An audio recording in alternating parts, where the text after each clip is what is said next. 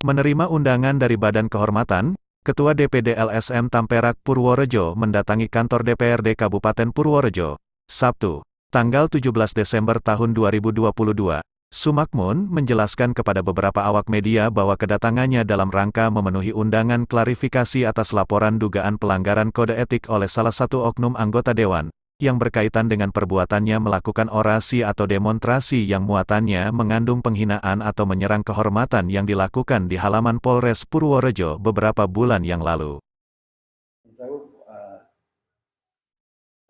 Dengan kedatangan di DPRD di Badan Kehormatan, acaranya apa, Bang? Iya, selamat siang teman-teman. Assalamualaikum warahmatullahi wabarakatuh. Ini berkaitan saya datang ke DPRD Purworejo ini berkaitan dengan saya diundang. Saya menerima undangan untuk klarifikasi lah, untuk menyampaikan sebelumnya kan kami memang mengadukan berkaitan dengan aduan dugaan kode etik seperti itu. Nah, ini sekarang ditindaklanjuti oleh teman-teman dewan seperti itu. Artinya laporannya Pak Mamun sudah mulai kapan hingga saat ini berdia? Laporan kami itu dari bulan Maret ya. Dari bulan Maret 2022 baru sekarang kami dipanggil untuk klarifikasi itu. Tadi saya sudah diskusi sama teman-teman dewan, khususnya Dewan Kehormatan ya di sini itu yang menerima kami itu ya sangat luar biasa, mereka baik. Mereka menerima kami dengan luar biasa, dengan baik, dan laporan kami ini sebentar lagi akan dikoordinasikan atau didiskusikan di internal Dewan Kehormatan itu sendiri seperti itu. Intinya dari pelaporan panjenengan apa saja, maksudnya pertanyaan apa saja dan bagaimana tanggapan mereka? Ya, pada intinya laporan itu berkaitan dengan substansi laporan saya yang berkaitan dengan dugaan undang-undang berkaitan dengan dugaan kode etik ya, pelanggaran kode etik ya seperti itu. Jadi tadi saya hanya suruh menyampaikan secara global permintaannya seperti apa ya, terus substansinya bagaimana. Nah, tadi saya sampaikan secara garis besarnya saja, karena pada dasarnya isi dari laporan tersebut sudah ada di surat aduan kami seperti itu. Terus tanggapan beliau, tanggapan apa dari Badan Kehormatan sendiri Ya, terhadap laporan panjenengan? beliau sangat welcome. Beliau itu sangat baik. Bahkan merasa senang bertemu dengan kami, baru bertemu dengan kami ternyata kita sama-sama ini ya, semua familiar, semua diskusi dengan indah, dengan baik. Itu saya juga apresiasi ya, khususnya teman-teman dewan yang tadi menerima kami dengan luar biasa, menerima kami dengan begitu baiknya seperti itu. Pak, yang dilaporkan kode etik tentang apa ya, Pak? Berkaitan tentang adanya orasi ya, orasi yang disampaikan oleh pihak terlapor ya, yang pihak kita adukan di lingkungan Polres Purworejo sekitar awal tahun 2022 ya, itu berkaitan dengan itu, yang pada intinya bahwa saya merasa keberatan atas tindakan-tindakan yang menurut saya telah menghujat pribadi saya atau menghujat lembaga kami, lembaga LSM Tamperak seperti itu. Jadi saya sebagai masyarakat biasa, masyarakat umumnya, dan juga wadah saya di LSM Tamperak, lembaga kami, itu mereka melakukan hujatan yang luar biasa, mengatakan kami pemeras, kami tukang apa, bahwa kami dianggap seperti anjing dan sebagainya. Itu yang kita adukan, hal-hal yang seperti itu.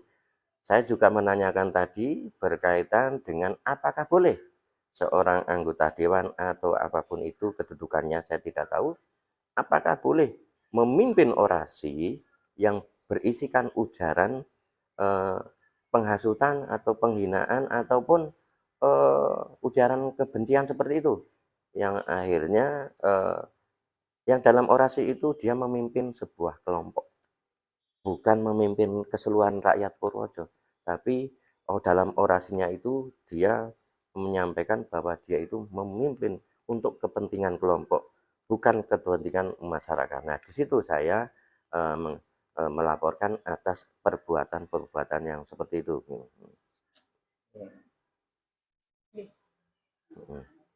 Ya, oke. Ya. Dengan laporan ini harapannya apa, Pak Makmun? Ya, dengan laporan ini agar segera ditindaklanjuti. Tentang aturan seperti apa, monggo saya serahkan kepada Dewan Kehormatan itu sendiri. Cuman di sini saya sebagai masyarakat biasa, saya seharusnya juga diposisikan sebagai masyarakatnya yang harus dinaungi, karena Dewan Perwakilan Rakyat Indonesia Purworejo itu di Purworejo itu kan juga sebagai perwakilan rakyat, perwakilan kami semua kan gitu. Artinya ke depan mudah-mudahan laporan aduan kami ini bisa diterima dengan baik. Apapun hasilnya silakan dari internal peraturan di Dewan Kehormatan itu sendiri. Yang jelas kami meminta supaya agar laporan kami ditindaklanjuti seperti itu. Iya. Terima kasih ya. Itu berkaitan dengan adanya dugaan pelanggaran kode etik yang dilakukan oleh salah satu anggota DPRD Kabupaten Purworejo. Sesuai dengan laporan prosedural secara administrasi, mereka sudah melayangkan surat ke DPRD terhadap pengaduan salah satu anggota DPRD. Di dalam isi laporan sudah ditindaklanjuti dengan Badan Kehormatan. Karena apa?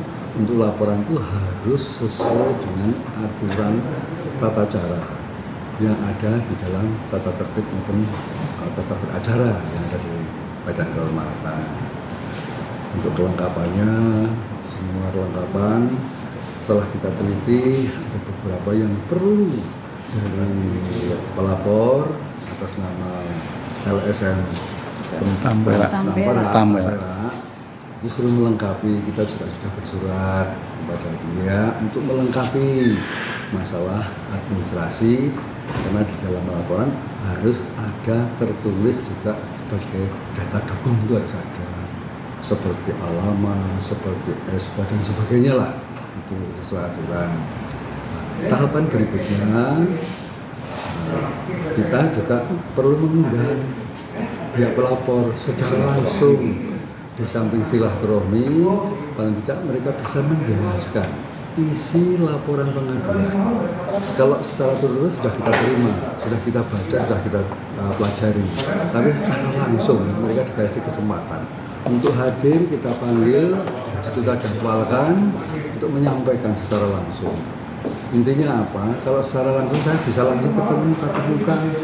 Kalau tertulis itu kan kita belum bisa ketemu. Ini tadi semua Badan Kehormatan bisa ketemu langsung. Oh, Pak Makmun itu seperti apa? Gitu kan tadi sudah disampaikan. Bahkan kesan kami ketika menyampaikan dengan santun juga, dengan beretika.